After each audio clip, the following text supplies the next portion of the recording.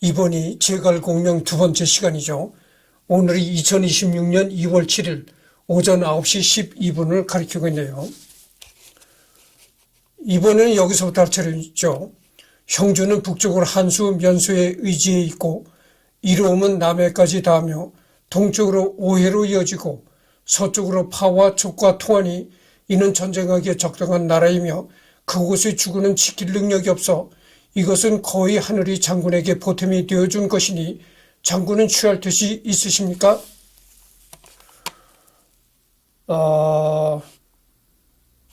이주는 험준한 요새이고 비옥한 들판이 일천리이며 천부의 토지입니다. 고조께서 이에 의지해 황제의 업적을 이루셨습니다. 유장은 어리석고 약하며 장로는 북쪽에 있으면서 미는 국부 하나 백성들을 불쌍히 여겨 구휼함을 모르니 지혜롭고 능력 있는 선비들은 계명한 주군을 얻으려고 생각합니다.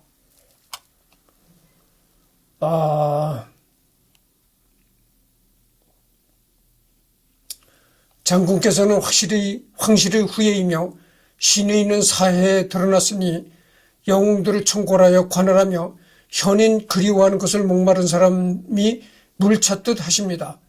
만약 형주 익주를 터넘어 차지해 그 험함에 기대고 서쪽으로 여러 융족들과 화친하고 남쪽으로 이월을 어루만지며 화목하고 밖으로는 손권과 우호관계를 맺으며 안으로는 정치를 닦으면서 천하의 변고가 있을 때 한 명의 상장에게 명해 형주의 군사를 이끌고 완 낙양으로 향하게 하고 장군께서는 몸소 익주의 군사를 거느리고 진천으로 출병하신다면 대나무 그릇에 담은 밥과 호리병의 국으로 장군을 영접하지 않을 백성이 감히 누가 있겠습니까?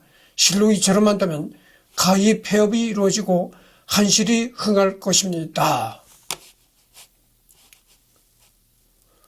진천, 진령산맥 북쪽의 위수유역 평원지대, 지난날 이곳이 진나라에 속했기 때문에 붙여진 이름이다. 그랬습니다. 이것은 이제 제갈량 융중대 초려대에 나와 있는 그런 내용이라는 거죠.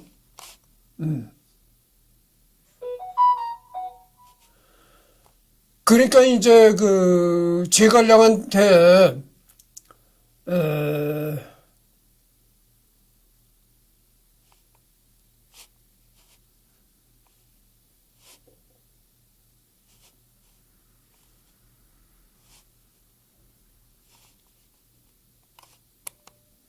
하여튼 뭐 그렇습니다. 그래서 이게 아마 그 제갈량이 유비에게 아마 이런 내용을 건의했던 모양이죠. 그래서 여기 나와 있는 여기 뭐 형주 익주를 쳐라 이렇게 아마 그 유비한테 건의한 것 같습니다. 그래서 거기를 치면은 거기가 비록 지금은 백성들이 부유하게 살고 있는 편이지만은 여러 가지 모순점이 많다. 그러니까 유비께서 거기를 치고 들어가면은 그곳의 백성들이 유비를 굉장히 환영할 것이다 이런 얘기입니다. 여기 보면 대나무 그릇에 담은 밥과 호리병의 국으로 장군을 영업하지 않을 백성이 누가 있겠습니까? 이렇게 백성들이 이제 유비를 환영할 것이다. 이렇게 이제 유비한테 건의한 그런 내용이죠. 이를 유비가 옳은 말이라고 칭송하며 두 사람은 군신 관계가 된다. 정사에서는 그냥 3번만 만났다고 기록되어 있지만 단순히 그렇게 묘사하면 소설로서는 재미가 없으므로 연의에선 이 삼구초려 에피소드가 각색된다.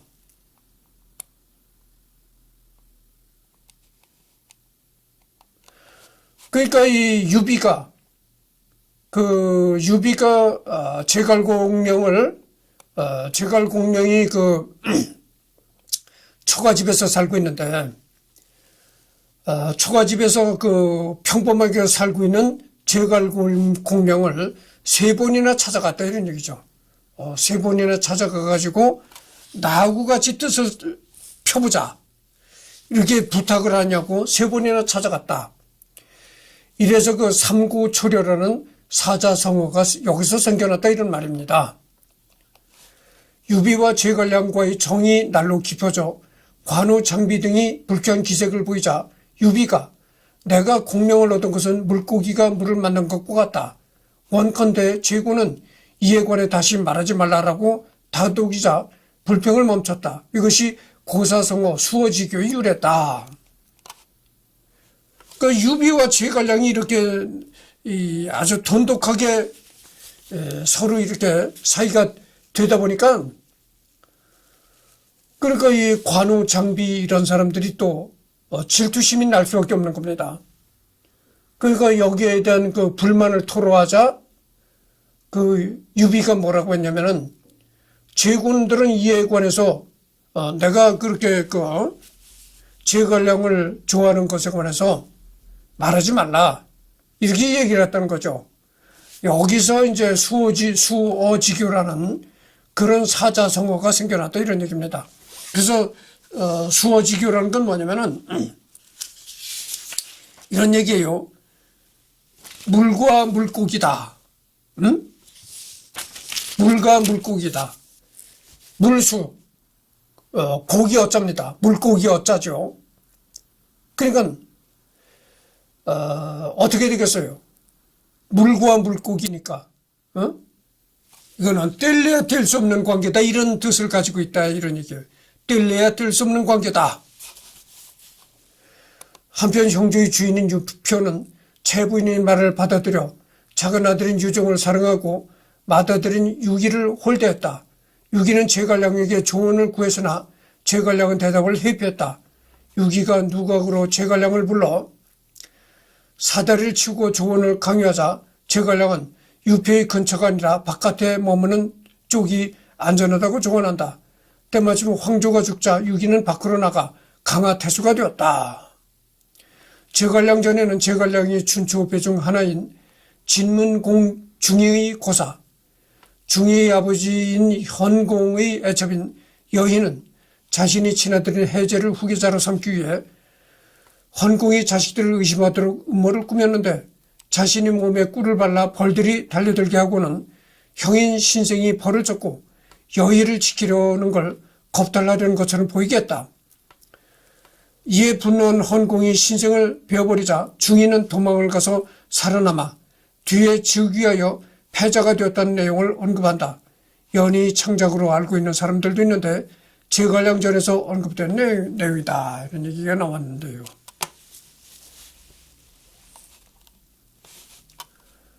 유표가 사망하자 유종은 조조에게 항복했다. 당황한 유비는 번성에서 군사를 이끌고 남쪽으로 피난했고 이 피난 행렬에 제갈량도 동행하였다.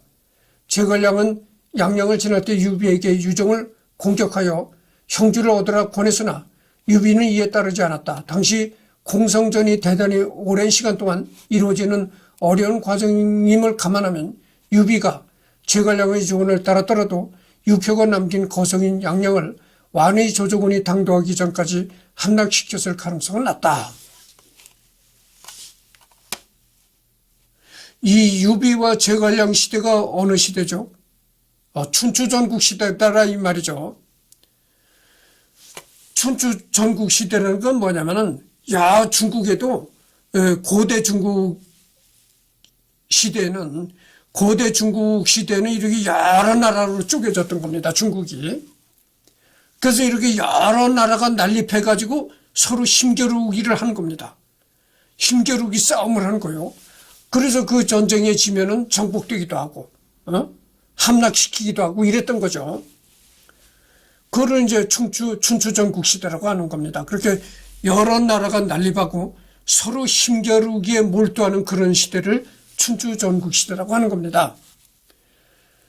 그래서 이때가 춘추전국 시대니까 유비와 제갈량도 이렇게 다른 나라를 어떻게 침략을 해서 집어먹을 그런 구상을 많이 했던 거죠. 유비의 피난 행렬은 강하태수 유기가 머무는 하구에 도착했고 제갈량을 보내 손권과 동맹을 맺었다. 이 동맹의 결성 과정에 대해서는 사서별로 차이가 크다. 손권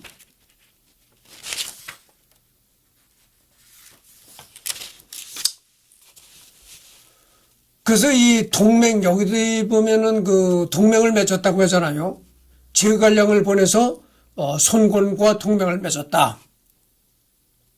그러니까 뭐 어떠한 대상을 치려고 보니까 그 대상이 너무 힘이 세겠더라. 그러면은 이 동맹을 맺는 겁니다. 뭐 지금 뭐 한미동맹식으로다가 이 동맹이라는 개념이 이렇게 고대 시대부터 있었던 거예요. 서로 힘을 합한다고 하죠. 촉소 제갈량전. 제갈량이 주도적으로 손권과의 동맹을 주장하고 손권을 직접 설득하여 동맹을 체결했다. 촉소 제갈량전.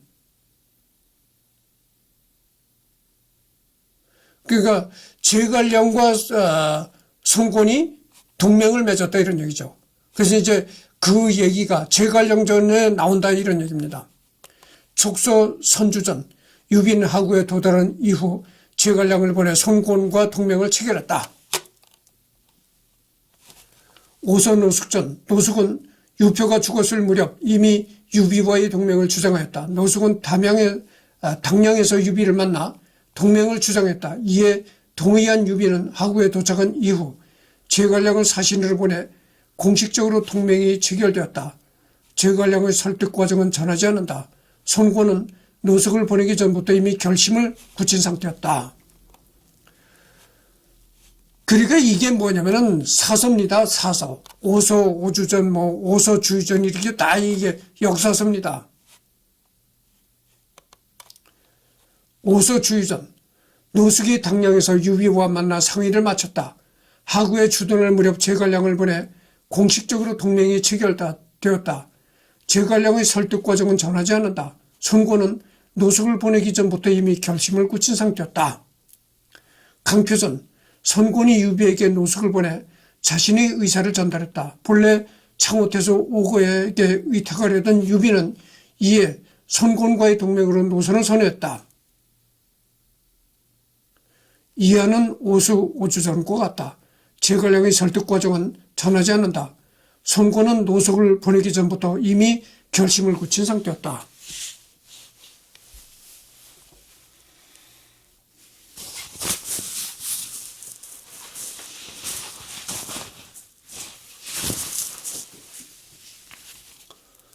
건강실록. 오주전과 거의 같으나 순서에 약간 차이가 없다. 제갈량의 설득 과정은 전하지 않는다. 손권은 노숙을 보내기 전부터 이미 결심을 굳힌 상태였다. 따라서 현재로서 제갈량전에 적힌 영웅적인 웅변 망설이던 손권의 마음을 돌리고 동맹과 적벽대전을 성사시킨 이 실존했다는 근거는 거의 없다. 이는 오로지 제갈량전에만 나오며 다른 기록과 교차 검증이 전혀 되지 않기 때문이다. 제갈량이 사자로 강동에 간 데까지는 사실이나 동맹이나 조조와의 결전은 제갈량의 노력에 의해서가 아니라 손권과 유비 사이에 이미 정해져 있던 사안으로 보인다 이런 얘기죠. 그래서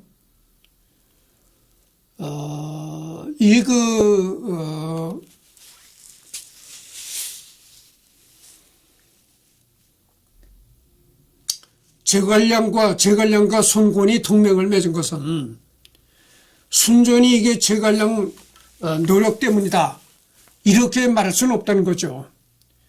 제갈량이 손권을 찾아가기 이전에 이미 유비와 손권과는 이미 그 암묵적인 그런 동맹에 그런 합의가 있었다.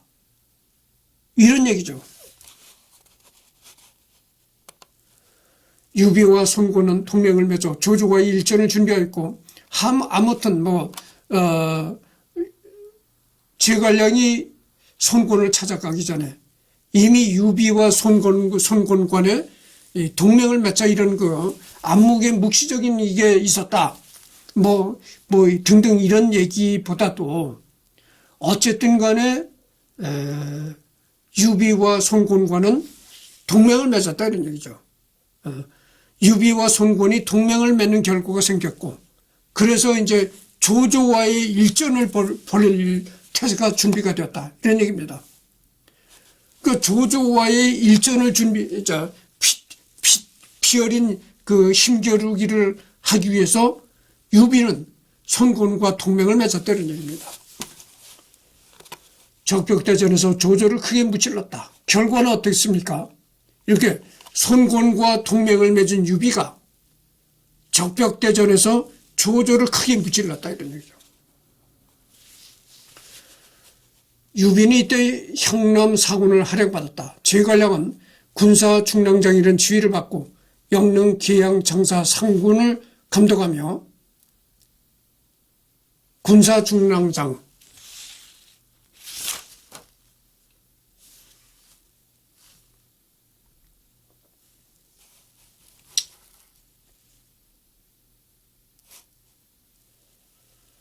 그 군사 중랑장이라는 건 말이죠.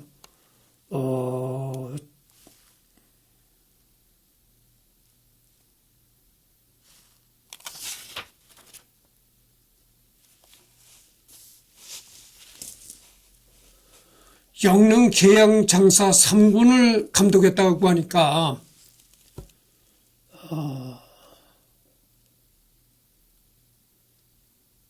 국방부 장관이라고 해야 될까?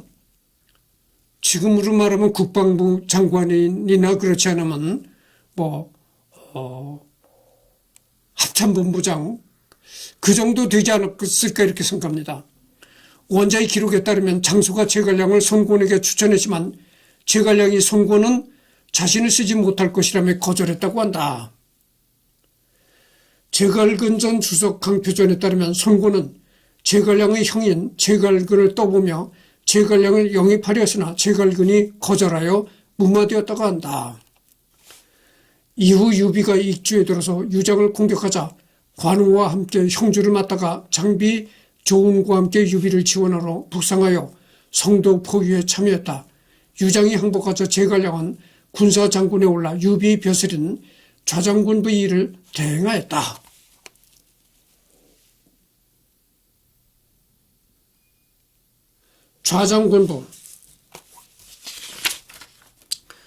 좌장군부라는 것은 말이죠. 뭐냐면은 유비 군사 조직을 가리키는 표현으로 쓰였을 가능성이 있다 이런 얘기입니다. 그래서 사방장군이라고 뭐냐면 그 당시에 전장군, 후장군, 좌장군, 우장군 이렇게 4개로 구분이 되어 있다는 거죠. 그러니까 전장군이라는 건 앞에 배치되는 장군, 후장군이라는 건 뒤에 후방에 배치되는 장군, 그다음에 좌장군이라는 건 왼쪽으로 배치되는 장군, 우장군이라는 건 오른쪽으로 배치되는 장군. 이렇게 해서 총 이제 사방장군이다 이런 얘기죠. 그 사방으로 이렇게 주둔이 된다 이런 얘기죠. 익주 정복 이후로는 유비가 외정을 나갈 때마다 성도를 동맡아 식량과 병사를 공급했으며 이 역할은 순흑과 유사하다. 그러니까 식량과 병사를 공급했다니까 지금으로 말하면 병참이다 이런 얘기죠. 220년 조비가 헌제로부터 선양을 받아 황제로 즉위하여 후한을 멸망시키고 위나라를 건국하자 유비는 조비를 찬탈자로 규정하고 멸망한 후한을 계승하기 위해 자신이 한이 황제라고 칭하여 촉한을 건국한다. 유비가 황제로 즉위하여 촉한을 건국하는 과정에서는 이런 행사의 의례에 따르기 마련인 형식적인 겸양과 권용 그리고 반대파의 실가국은 처형이 뒤따랐다.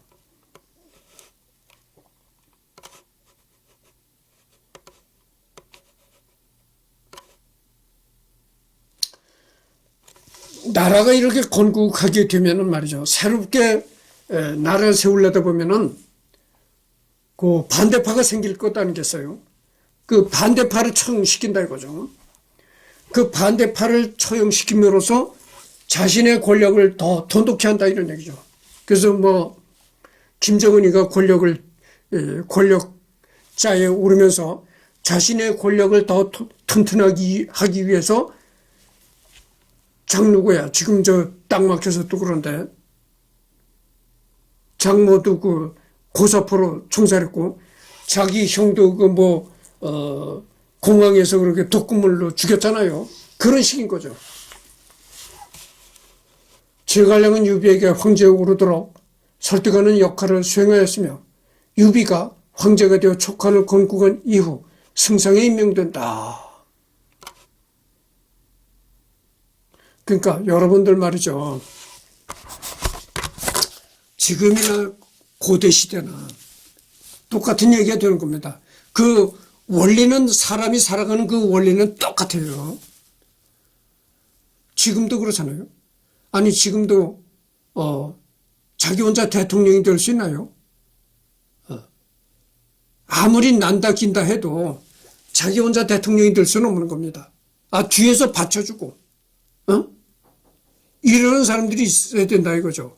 그리고 그 뒤에서 받쳐주는 사람을 뭐라고 합니까? 요즘 말로 킹메이커라고 하잖아요. 킹메이커. 왕을 만들어주는 그런 그룹이 있어야 된다 이거죠. 요즘 말로 하면 자기 지지 세력이 있어야 된다 그런 거죠. 지지 세력이 없는데 어떻게 자기를 지지하는 정치 세력이 없는데 어떻게 왕이 될 수가 있나요? 그런 거예요. 그러니까 이제 유비를 황제로 만들기 위해서 제갈량이 킹메이커 역할을 했다 이거죠. 이때이미 녹상사사 가절을 겸하였고 장비가 죽은 이후엔 사례 교유까지 겸해 제갈량이 내외지를 모두 장악하게 되었다. 사례 교위.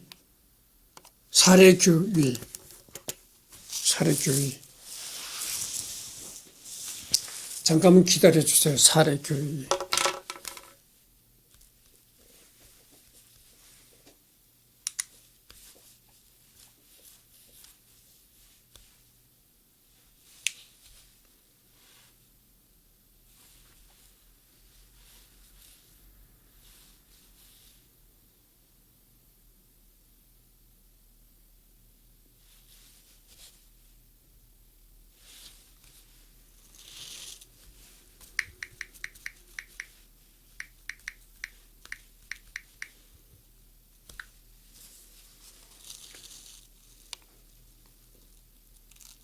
여기 보면은 말이죠. 사례 교위. 예?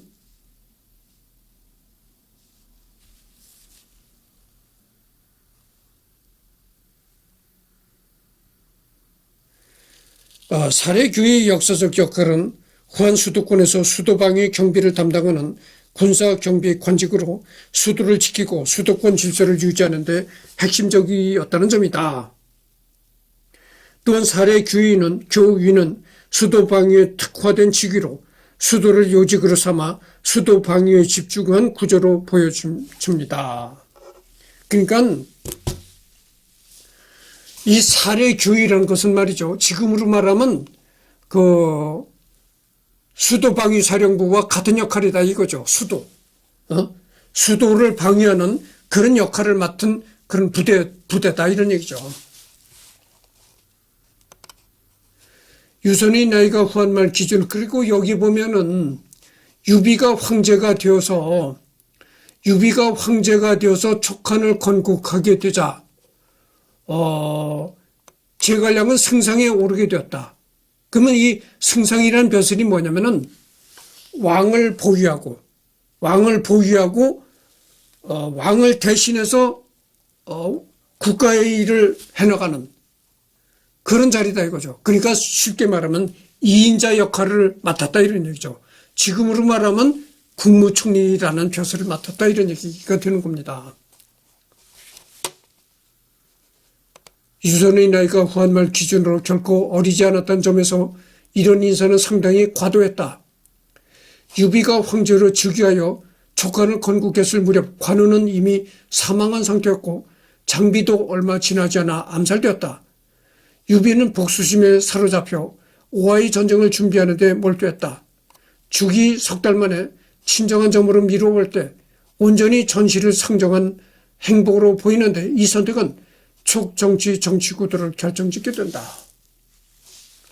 그래서 유비가 황제로 등극했을 때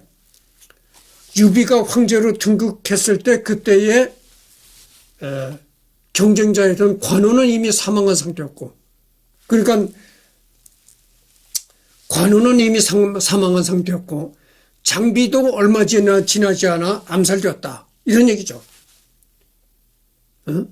그러니까 이렇게 한바탕 팔씨름을 해야 될 그 주자들이 이렇게 하나둘씩 없어진 겁니다, 이제.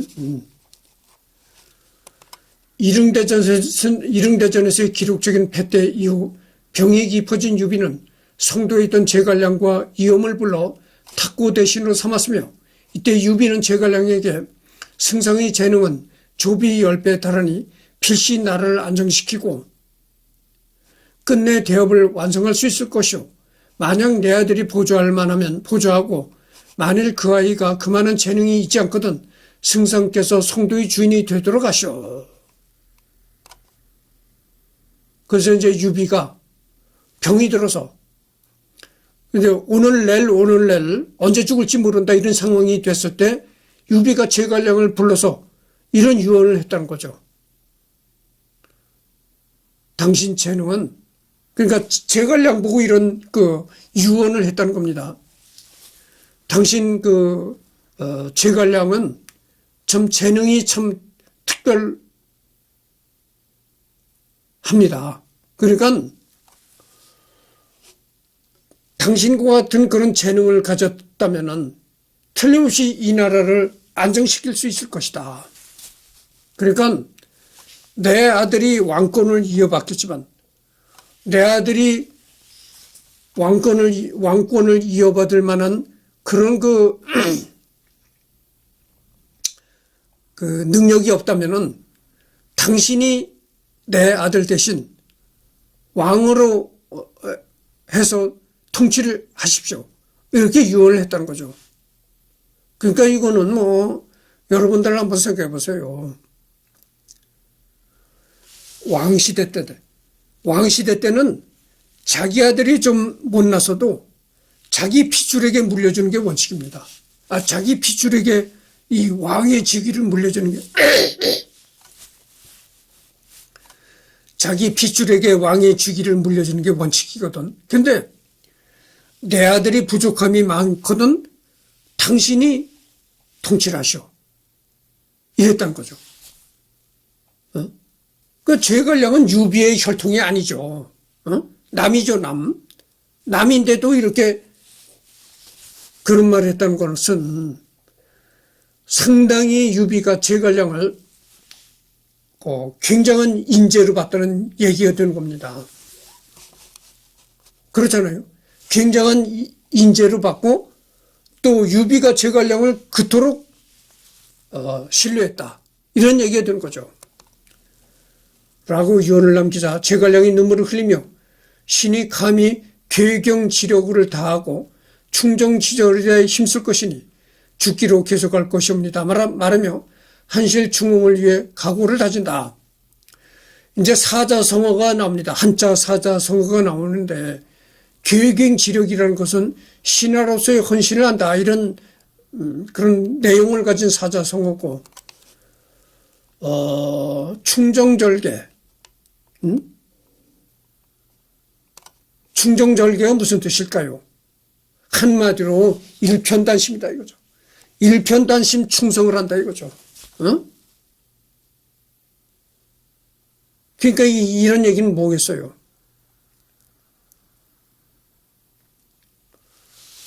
유비 황제의 아들이 좀 능력이 부족하다 하더라도 그 유비 황제의 아드님을 황제로 모시고 나는 그 충정을 다할 것이다. 이런 얘기가 되는 거예요. 말하며 한실 중흥을 위해 각오를 다진다. 위엄은 군권을, 제갈량을 행정권을 총괄하였다. 이를 통해 내외조로 모두 장악한 제갈량에 대한 최소한의 견제장치가 마련되었으나 이 견제장치는 유비 사후 거의 곧바로 허무하게 부서져 작동하지 않았다. 계한보신찬에 따르면 유비가 사망할 당시 유언으로 제갈량을 재상의 지위에 올렸다고 하는데 제갈량은 유비가 촉한을 건국하고 황제에 오를 당시 승상에 임명되었고 녹상 서사도 경험했으므로 이때 받은 직위가 상국이라는 추론이 있다. 진수의 삼국지 척서 제갈량전에도 제갈량이 상국의 지위에 올랐다고 적혀있다. 하지만 후한서 백관지에 따르면 상국은 단지 승상의 다른 이름으로 취급되었다.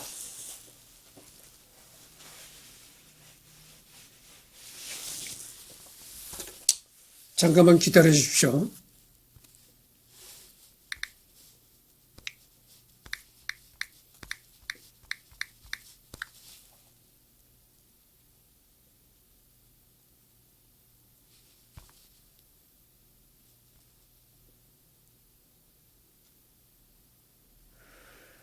상국의 지위에 올랐다. 이런 얘기는 제갈량이 상국의 지위에 올랐다. 이러는데 이 상국이라는 직위가 말이죠. 고대 시대의 상국이라는 직위는 지금의 국무총리보다도 더 높은 직위라고 볼 수가 있다는 거죠. 그런 거 어떻게 되겠어요? 국무총리보다도 비록 황제는 아니지만 국무총리보다도 더 높은 직위가 상국이다 이런 얘기죠. 그러니까 이거는 뭐 막강한 거죠. 정말 거의 황제 버금가는 그런 그 관직이었다 이런 얘기입니다. 초건의 권력을 강화시키다. 이릉대전 대패가 초건에 안긴 손실과 상처가 어느 정도였는지는 새삼 언급할 필요가 없을 것이다. 이릉대전이 종결된 직후 위나라를 건국한 건국 황제 조비는 유비가 없는 촉한을 살상 없는 나라로 치부하며 동쪽의 손권에게로 공세를 집중했다. 조비. 위나라를 세운 조비는 유비가 없는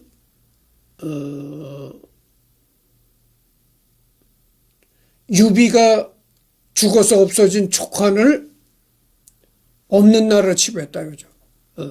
그게 얕봤다 이런 얘기죠. 너네는 이제 유비가 죽었으니까 너네는 그저 한방거리도 안 된다 이런 식으로 이제 생각했다는 거죠. 그거 한방거리도 안 된다 이렇게 생각을 하니까 어떻게 되겠어요. 또 촉한이라는 나라를 또 치고 들어갈 수밖에 없다 이런 얘기죠. 조비 이런 인식은 당시 사람들에게는 결코 이상할 것이 없는 시각이었다. 최대 8만에 달하는 병력과 전국에 널리 명성을 떨치던 건국 황제 유비와 관우, 장비 사망,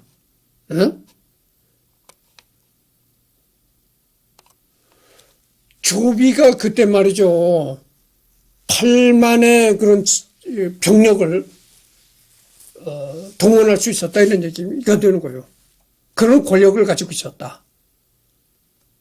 그러니까 정말 유비의 촉한은 이미 촉한에는 유비가 사망한 때고 유비가 없는 촉한은 오합지졸이 될 것이다. 한방거리도 안 된다. 이렇게 생각하고 자신은 8만의 그 거대한 병력을 건설했으니까 야, 한번 저걸 쳐서 집어먹어야 되겠구나. 이런 생각을 할 수밖에 없다 그죠. 여러분들 지금 8만의 병력이라는 건 많은 병력이 아닙니다. 그렇잖아요. 지금 대한민국의 육해공 총합하면은 예전에 60만 대군이라고 했었는데 지금은 인구가 줄어서 한 45만 정도가 되나 봐요. 육해공 다 봐서. 그런데 대한민국 같은 작은 나라도 45만이라는 그런 거대한 병력을 양성하고 있는데 항시 북한과 대치하고 있다 보니까. 그런데 서기 200년대에 8만의 병력을 육성하고 있었다. 이거는 그때 당시 인구 수대로 생각을 해본다면 대단한 거대한 병력입니다. 그런데다가 그때 정세가 어땠느냐? 유비도 죽었고 관우도 죽었고 장비도 죽었다. 그러니까 쟁쟁한 옆 나라의 쟁쟁한 권력자들이 다 죽었다. 야, 이거 때가 왔구나. 이렇게 판단할 수밖에 없다 이런 얘기죠. 그리고 반란 세력의 거병, 태어난 지 얼마 되지도 않은 신생 국가가 감당하기에는 지나치게 거친 시련이 아닐 수가 없다. 지도력이 검증되지 않은 후계자 유선이 황제의 지위를 계승한 223년 사태를 수습할 모든 책무는 무향 후에 봉해진 승상제갈량의 어깨에 놓이게 되었다. 그러니까 유선이 누구냐면은 유비의 아들이다 그죠. 유비 아들.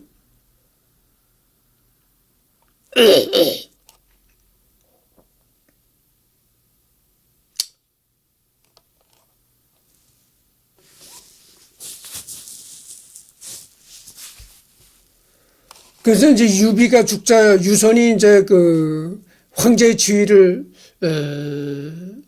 이제 이어받았는데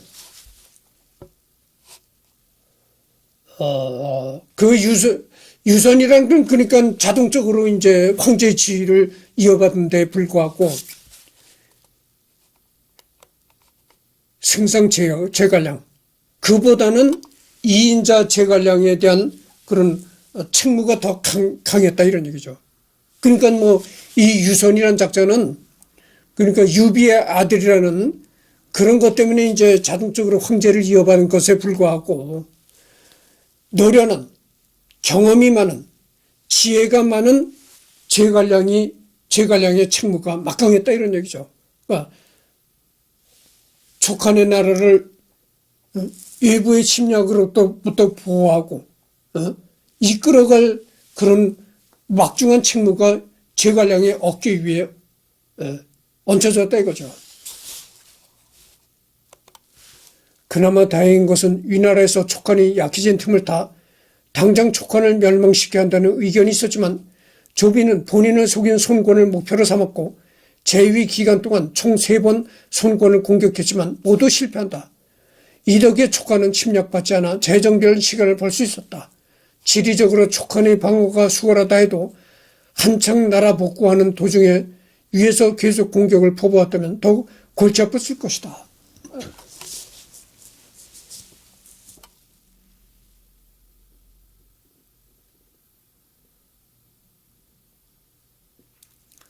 그래서 조비가 8만 군대를 거느렸다고 하잖아요.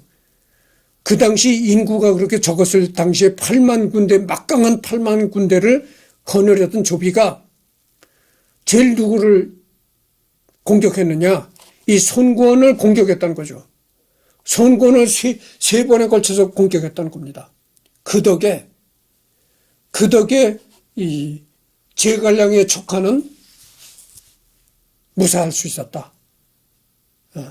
그러니까 다시 힘을 기를 수 있는 그런 시간을 벌었다 이런 얘기죠. 그래서 지금 38분을 경과했습니다. 그래서 지금이 토요일이니까 오후에 또 시간 있잖아요. 그때 오후에 녹화할 때는 여기서부터 남만정벌, 여기서부터 이제 하도록 하겠습니다. 이 제갈량의